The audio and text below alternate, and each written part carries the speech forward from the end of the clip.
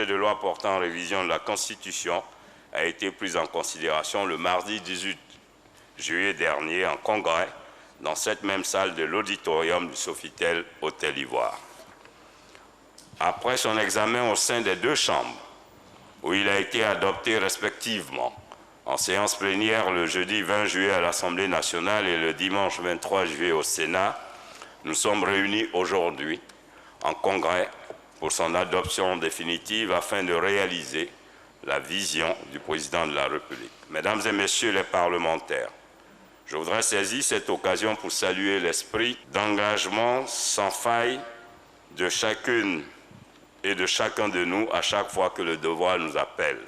En effet, vous avez su, au-delà des enjeux, mettre en avant l'institution parlementaire, montrant à la nation que l'esprit de famille parlementaire est une vision partagée dans laquelle le respect de l'expression plurielle et la diversité est une réalité.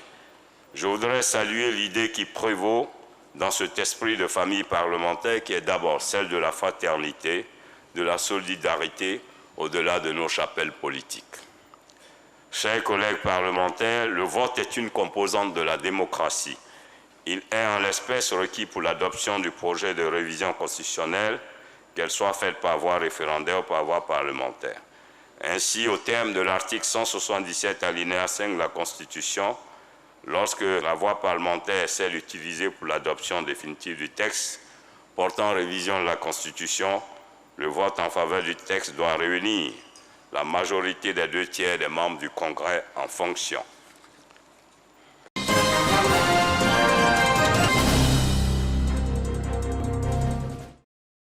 Neuvième édition du Salon africain de l'invention et de l'entreprise innovante à Abidjan. Les inventions et innovations rivalisent d'originalité et lèvent un coin du voile sur le génie créateur des inventeurs des 17 pays membres de l'Organisation africaine de la propriété intellectuelle, OAPI. Nguessan est impressionné par l'invention d'un exposant d'origine gabonaise. L'innovation, c'est la chambre à air qui permet de comprimer le gaz. Voilà, ça c'est une innovation de taille qu'il faut vraiment féliciter le jeune frère gabonais qui a mis en place ce procédé. Cette invention devrait faciliter la vie des populations selon son auteur. Pourquoi ce four? Dans nos villages, il n'y a pas souvent de gaz et pas souvent d'électricité.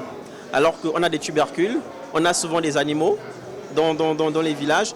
Donc du coup, avec ce four-là, au lieu que nos grands-mères aillent en brousse chercher du bois, ils peuvent simplement avoir recours à ce système. Donc simplement tel qu'il est là, ils mettent ce système à la cour, le soleil frappe sur les miroirs, il peut faire de la cuisson sans pour autant aller parcourir des kilomètres pour chercher du bois. Le Salon africain de l'invention et de l'entreprise innovante qui se tient à Abidjan, en Côte d'Ivoire pour la première fois, se veut un plateau d'échange entre inventeurs, innovateurs et opérateurs économiques. L'OAPI entend spécifiquement, premièrement, mettre en lumière les inventions et innovations à fort potentiel de valorisation. Deuxièmement, offrir une opportunité pour la reconnaissance des mérites des inventeurs. Troisièmement, stimuler la créativité. Quatrièmement, participer à la valorisation des inventions en suscitant les transferts de technologies vers le secteur productif. Au nombre des menaces à l'innovation et à l'invention figure en bonne place la contrefaçon et le gouvernement dit mener un combat sans merci contre ce phénomène. Pour nous, la lutte contre la contrefaçon, c'est tolérance zéro. Et nous voulons rassurer en tout cas le secteur privé ivoirien de faire confiance à la Côte d'Ivoire parce que nous avons dans nos priorités la lutte contre la fraude, contre la contrebande et contre la contrefaçon. Cette édition s'articulera autour du thème « La propriété intellectuelle, l'innovation et l'entrepreneuriat » et sera l'occasion de distinguer et de faire connaître les meilleurs résultats de recherche sur les inventions et les innovations technologiques susceptibles d'aboutir à la création d'entreprises.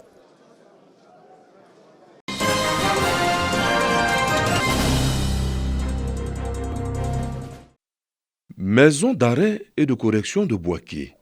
L'ONG Souhaite Life, en collaboration avec l'ONG Al-Moussa Ada, vient en aide aux femmes détenues de cette prison. L'aide consiste à offrir des produits d'entretien corporel et pour un environnement sain. Nous avons remarqué qu'il y a une précarité au niveau menstruel dans le milieu carcéral. Donc du coup, nous avons voulu faire ces dons-là pour lutter contre cette précarité-là. Une aide qui vient à point nommé pour les structures étatiques en service dans cette prison. Nous avons de nombreuses personnes ici, de nombreuses femmes qui vraiment sont laissées pour compte parce que les parents refusent de venir leur apporter leur soutien. Du coup, je pense que le don il est arrivé à bon port et vraiment il va servir énormément. À ce jour, la maison d'arrêt et de correction de Boaké compte 33 femmes détenues. Après Boaké, l'ONG Sweat Life va mettre le cap sur les prisons de Korogo et d'Odiéné. L'objectif reste le même.